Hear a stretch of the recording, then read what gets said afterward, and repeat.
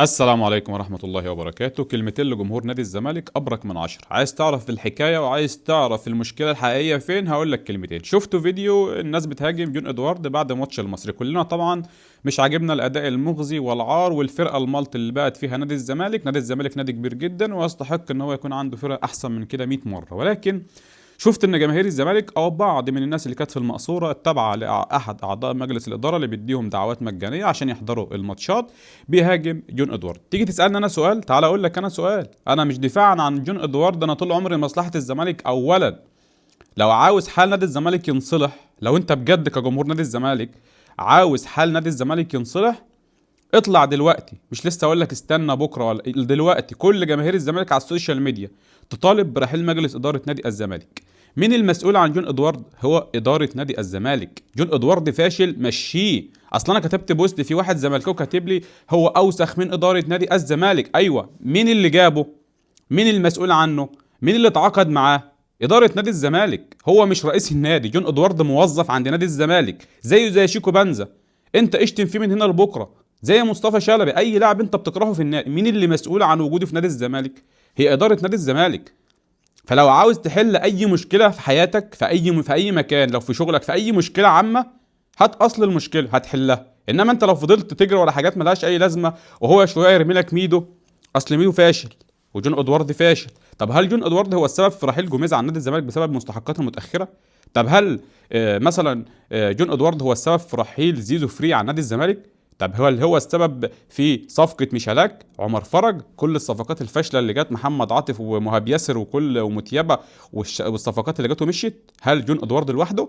جون ادوارد لوحده مش هو المسؤول، لانه مش رئيس النادي. هو في الاول وفي الاخر موظف في نادي الزمالك.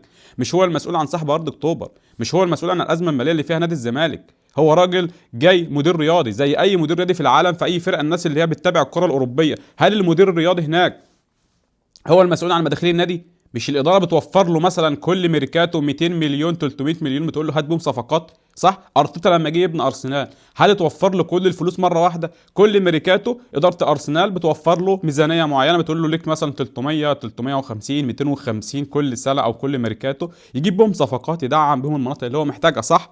انت سايب كل المشكله الاساسيه اللي سببها مجلس اداره نادي الزمالك وبتهاجم واحد زي جون ادوارد. هو فيه كل الصفات السيئه وعمل مشاكل كتير جدا، وعشان هو باع ناصر ماهر. طب هو المسؤول عن بيع ناصر ماهر لوحده؟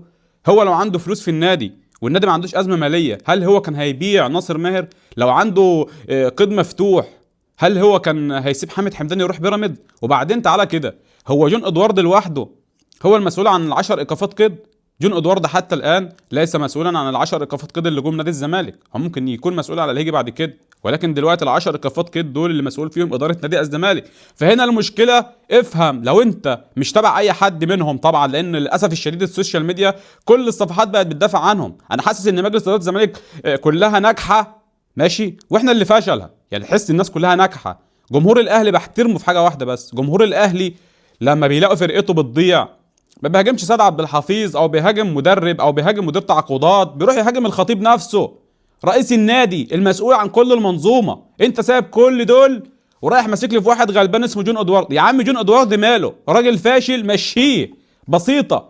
لازم هو المسؤول عن كل المشاكل اللي احنا فيها، المسؤول عن كل المشاكل اللي احنا فيها، وعن العار اللي احنا وصلنا له، وعن مستوى الفرقه المغزي اللي انتوا شفتوه، وعن اللي لسه جاي اللي انت شفته امبارح في ماتش المصري ده. فرقه المصري مش في افضل حالاتها. لما تقابل فرقه جامده زي بيراميدز او زي الاهلي، ماشي، هتاخد جامد. للاسف هتاخد علقه كوره. لما تروح تلعب الوداد في المغرب قدام الفرقه المضحكه اللي انت شفتها امبارح دي، فرقه مضحكه، الباك الشمال بتاعها كان هيدخل هدف في نفسه امبارح، ماشي، ما عندهاش باكات ولا عندها نص ملعب. الزمالك بقى ميؤوس منه وانا قاعد بتفرج، عارف ان الزمالك مش هيسجل. الزمالك مش هيسجل، حتى الركنيه مش عارفين نلعبها. ماشي، هتيجي تهاجم معتمد جمال ماله؟ مين اللي جاب معتمد جمال؟ مين اللي جاب احمد عبد الرؤوف؟ مين اللي جاب يانيك فريرا؟ جون ادوارد. مين اللي جاب جون ادوارد؟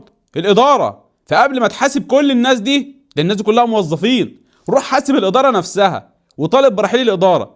وعشان مشاكل الزمالك تتحل، لو انت بجد كزملكاوي بتدور على حل مشاكل الزمالك، اول حاجه تطالب برحيل مجلس اداره. الزمالك لن ينصلح حاله غير برحيل مجلس الخونه الفشله. مجلس الخونة الفشل، دول ناس فشلة ما فيش منهم رجا، مش هينجحوا يا جدعان. دول لو اديتهم يعني لو اديتهم بترول، جبت لهم شركة بترول ترعاهم، هيفشلوا برضه. ماشي.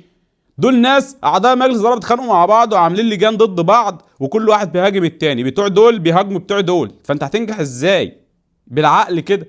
المشكله الحقيقيه مجلس اداره الزمالك، فعشان تحلوا مشاكل الزمالك طالبوا برحيل مجلس اداره الزمالك دلوقتي، لان الصيف لما يجي حتى لو فك لك القيد، هيفك لك القيد منين؟ إيه؟ ده لسه في قضايا تانية هتيجي وانت رضيت. والغريب واللي مستغرب ان جمهور الزمالك قاعد على السوشيال ميديا مش موجود.